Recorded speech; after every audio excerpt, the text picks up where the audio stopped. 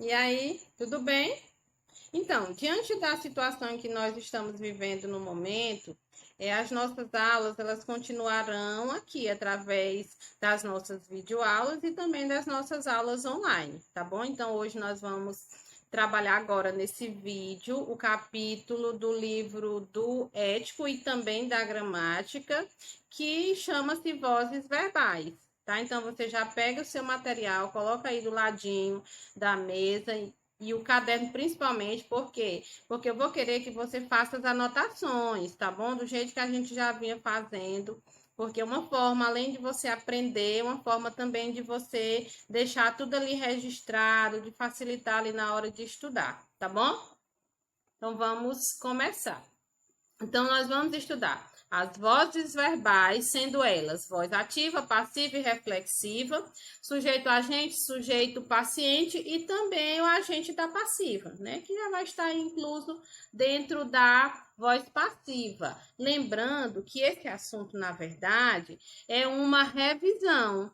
Lembra que nós estudamos esse assunto lá no 7º ano? Então, nós vamos revisar esse assunto agora, tá bom? Então, estejam atentos, se de repente lá no 7º ano ficou alguma dúvida e que você não aprendeu, então é hora de aprender. E o bom é que na videoaula você pode voltar a minha explicação de novo, caso você de repente, eu acho que eu fiquei assim um pouco confuso, um pouco confusa. Então volta no vídeo, senão a gente vai ter os nossos momentos nas nossas plataformas, na plataforma do Plural, para a gente falar sobre alguma dificuldade, você tirar suas dúvidas, enfim, tá bom? Então, nos nossos encontros online, vocês poderão também tirar as dúvidas de vocês, tá bom? Então, vamos ficar atentos. Vozes do verbo, eu tenho aí sujeito agente e sujeito paciente. O sujeito agente está relacionado à voz ativa e o sujeito paciente está relacionado à voz passiva. E aí, o sujeito agente. Sujeito agente é aquele que pratica a ação verbal. É aquele que pratica, aquele que faz. Por isso que ele é agente, ele está agindo. O garoto riscou a parede da sala. Então, quem praticou a ação de riscar? O garoto. Então, por isso que o garoto aí, nesse caso, é um sujeito agente, tá bom? E aí, nessa mesma frase, vamos aproveitar que ela está aí para a gente entender logo a frase no contexto geral. Eu tenho aí o garoto, que é o sujeito agente, por quê? Porque ele que fez, quem praticou a ação. Riscou, aqui, é um verbo transitivo. Riscar, nessa frase, ou riscar de um modo geral, é um verbo transitivo. E que está exercendo aqui a função de voz o quê? Ativa. Se eu tenho um verbo transitivo, eu preciso fazer uma pergunta aí, não preciso? Qual é a perguntinha que eu faço? O quê? O garoto riscou o quê? A parede da sala. Então, a parede... Desculpa, deixa eu voltar. A parede da sala ok, é o meu objeto direto. Isso é importante porque eu coloquei já assim, já divididinho, separado, porque quando vocês forem fazer a inversão, a troca, passar de voz ativa para passiva, você entender que antes, aquilo que era um objeto direto aqui, ó, ele vai para o início da frase agora como o quê? Como um sujeito. Só que agora é sujeito o quê? Paciente. Porque bem que ele está sendo um paciente. Ele está sofrendo, a parede aqui está sofrendo a ação de ser riscada. Mas na análise sintática, a gente faz essa classificação aqui, ó. Sujeito agente, mais verbo transitivo, que é o verbo na voz ativa, mais o objeto direto, tá bom? E na voz passiva, o sujeito vai sofrer, vai receber essa ação que vai ser exercida pelo verbo. Então, a parede da sala, que antes, lá em cima, na voz ativa, ele era objeto, ele já vem para o início da frase como um sujeito que paciente. E o verbo lá é riscou. Quando eu passo para a voz passiva, eu tenho que fazer uma transformação. Por quê? Nós vamos já ver a formação da voz passiva. Uma das características da voz passiva é porque ela se forma a partir de um verbo auxiliar mais um verbo principal. E o verbo auxiliar, o verbo ser ou ter, né, ou estar, aliás, mais o verbo principal no particípio. Então, o verbo ser, o ser é o mais usado. Então, vamos ficar com ser. Verbo ser verbo ser mais o outro verbo no particípio. Por isso que aqui eu tenho, ó, foi riscada. Foi porque riscou tá no passado. E riscada eu coloquei porque é o verbo riscar no particípio. Por isso que aqui está na voz passiva, porque ela vai precisar seguir essa mesma estrutura aqui. Verbo ser mais particípio. E pelo garoto, bastante atenção aqui, tá? Pelo garoto aqui, é o agente da passiva. Vamos relembrar o que é o agente da passiva?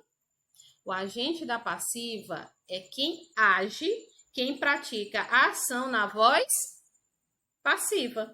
Porque eu não posso dizer que na voz aqui, na voz passiva, eu tenho um sujeito paciente no início.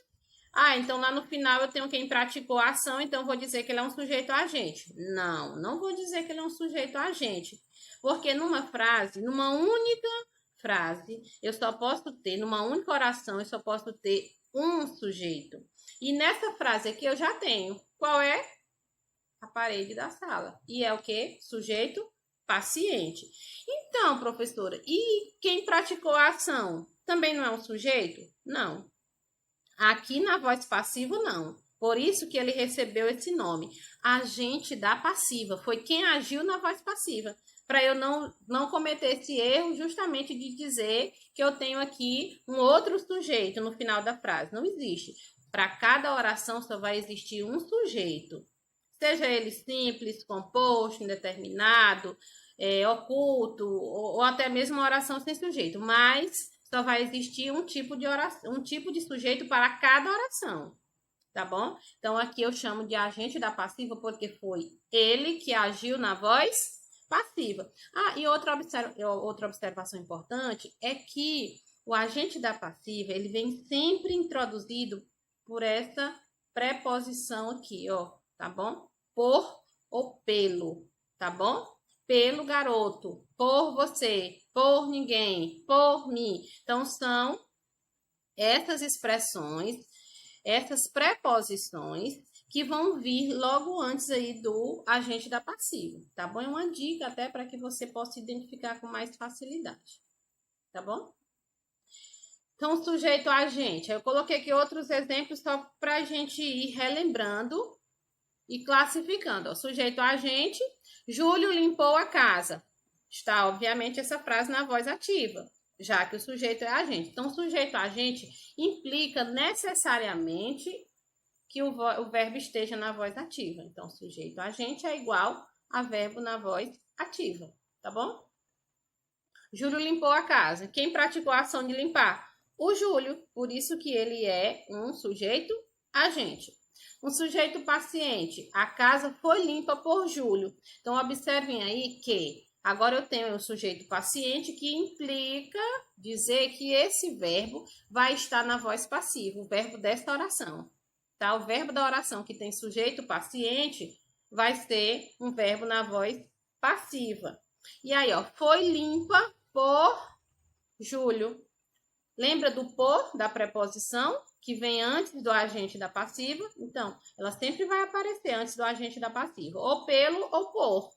Então, a casa foi limpa por Júlio. O Júlio aí é o agente da passiva, porque foi ele quem agiu na voz passiva. E a casa é o meu sujeito paciente. E aí, nós temos também a voz reflexiva. A voz reflexiva é quando eu tenho o sujeito, agente e paciente na mesma oração.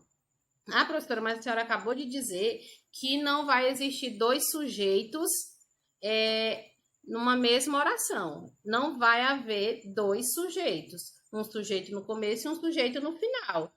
Porque, na verdade, esse aí é o mesmo sujeito, só que ele vai receber essa classificação de agente e paciente ao mesmo tempo, porque ele pratica a ação e ele sofre a ação. Então, eu não tenho aqui outro sujeito, eu só tenho aqui a Carol. E Carol não vai se machucar, não.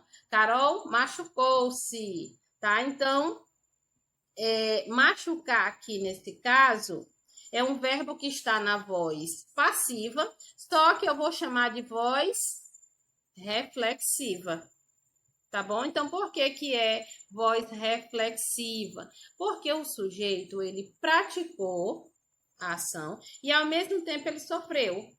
Então, à medida que a Carol se machucou, mesmo que tenha sido acidentalmente, porque ninguém se machuca de propósito, né? Geralmente, entende-se que se machucou foi acidentalmente, né? Então, ao mesmo tempo que ela praticou a ação de se machucar, ela sofreu a ação de ser machucada. Por isso que é reflexiva, tá bom? Mas nós vamos já ver mais um pouquinho de voz reflexiva. Vamos lá continuar. Aí, voz ativa é quando o sujeito é agente, isto é, o executor da ação. Exemplo, vamos lá para mais exemplo. Maria leu o livro. Então, Maria leu o livro, nós temos aí.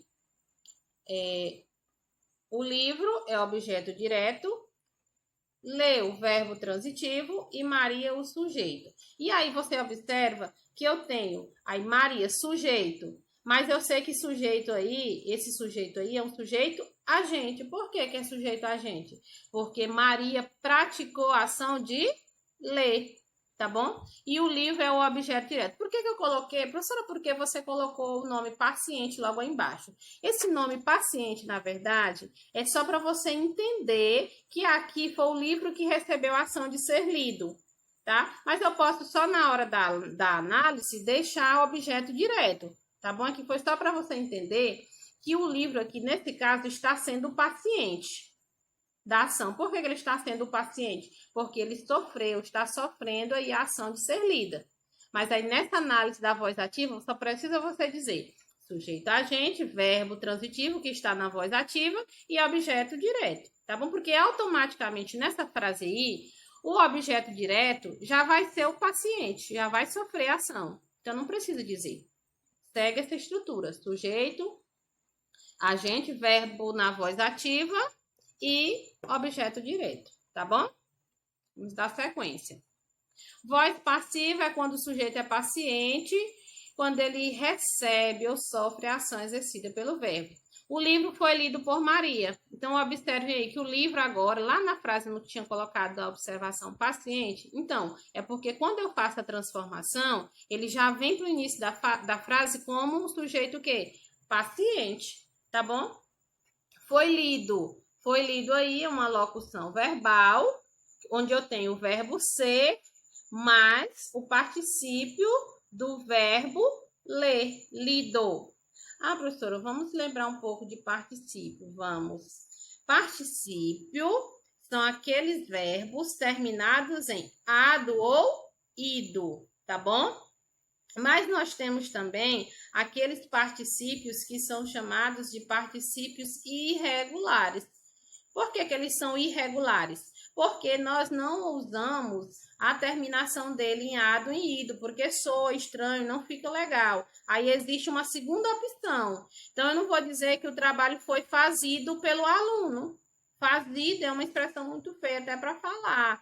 É um particípio, termina em ido. Mas não é uma forma que fique adequada à nossa pronúncia, à nossa escrita. Por isso existe o particípio irregular, que no caso aí é feito. O trabalho foi feito. E feito, mesmo não estando terminado em ado ou em ido, é particípio. E aí eu tenho que saber que quando eu tiver verbo ser mais particípio, seja ele um particípio regular, que é terminado em ado ou em ido, ou um particípio irregular, eu estou formando aí o verbo na voz passiva, tá bom?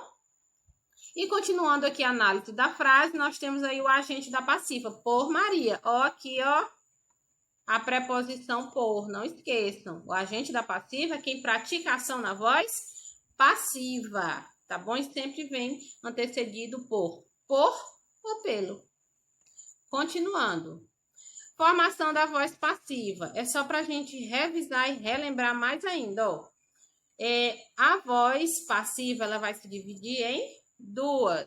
Voz passiva analítica e voz passiva sintética. Vamos entender a diferença entre as duas. Na voz passiva analítica, ela é formada pelo verbo auxiliar, ser ou estar. A gente usa mais com frequência o ser, mas o estar também vale, tá? Mais o particípio de um verbo principal. Esse verbo, ele é transitivo, pode ser direto ou indireto, mas é um verbo transitivo e é o verbo principal. Lindas melodias foram cantadas. Então, observem aí, ó. Foram cantadas. Eu tenho aí, o foram é do verbo ser, mais o particípio do verbo cantar. Particípio ada. Professora, o particípio pode ter feminino? Pode sim, depende da palavra e da frase. Você pode dizer partido ou partida, né? Vai depender da frase. Se a frase estiver no feminino, o particípio vai ficar no feminino. Se a frase estiver no masculino, o particípio vai ficar no masculino. Vai depender da frase. Então, pode admitir também plural, como está aqui, ó. Foram cantadas. Tá? Então, tá no feminino e no plural. Pode acontecer, sim. E pelo coral, agente da passiva. Então, só para você entender aqui, ó, a formação, o verbo ser mais particípio. Sempre vai ser assim. Isso no caso da voz passiva. E aqui eu só relembrei mais uma vez, ó. Agente da passiva é quem pratica a ação na voz passiva. Entendido? Pois vamos continuar. E a sintética? A voz passiva sintética é quando você tem um verbo na terceira pessoa, seja do singular ou do plural, com a partícula si, tá? Que a gente chama de partícula apassivadora. Depois a gente vou falar para vocês a diferença entre como é que eu uso esse si, porque eu tenho si também para deixar o sujeito indeterminado. Aí quando eu uso si no sujeito indeterminado, eu chamo esse si de índice de indeterminação do sujeito. Quando eu uso si aqui na voz passiva sintética, eu chamo esse si de partícula apassivadora. Depois, numa próxima aula, ou nas nossas aulas online, eu vou explicar para vocês a diferença, tá bom? Entre esse si, quando é que ele é índice de indeterminação do sujeito e quando ele é partícula apassivadora, tá bom?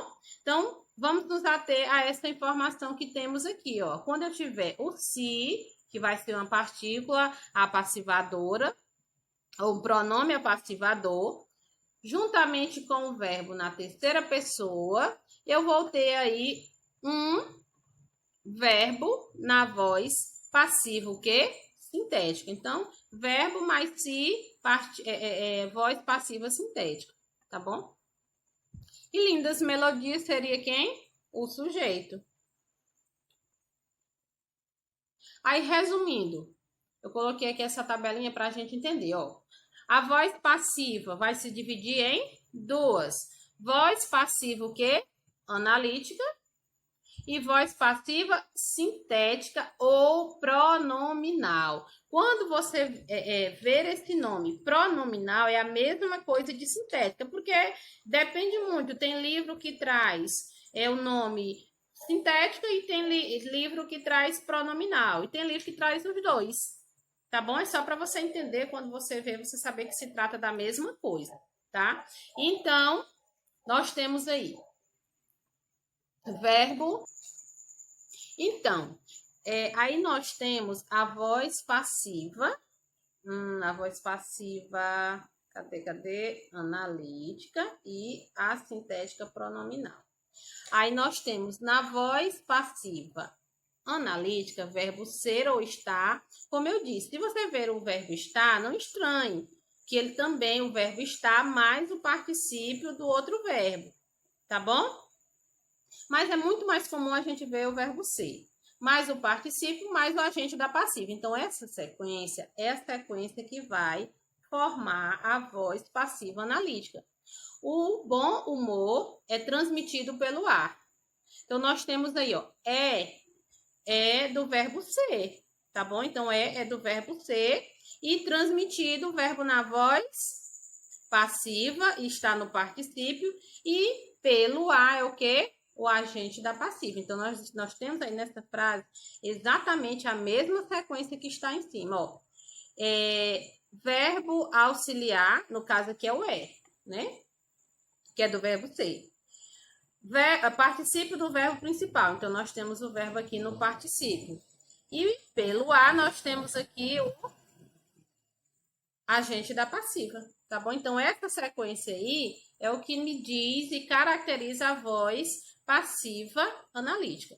E na voz passiva sintética, eu tenho aí verbo transitivo direto, mais o pronome si, mais o sujeito. Eu tenho que ter essa sequência. Então, se eu não tiver essa sequência, tem algo errado. Eu tenho que ter um sujeito aí. Eu tenho que ter o pronome si e eu tenho que ter um verbo transitivo. Então, fabricaram-se mouses sofisticados. Então, observa aí, verbo na terceira pessoa do plural, mais si, e eu tenho aí o sujeito, que é mouses sofisticados. Então, eu tenho que ter essa sequência, tá bom? Então, voz passiva analítica, verbo ser mais particípio, e voz passiva sintética é quando eu tenho o verbo na terceira pessoa mais o pronome si. Tá? Então, a voz reflexiva é quando o sujeito é agente e paciente ao mesmo tempo. É quando ele pratica a ação e sofre essa ação ao mesmo tempo.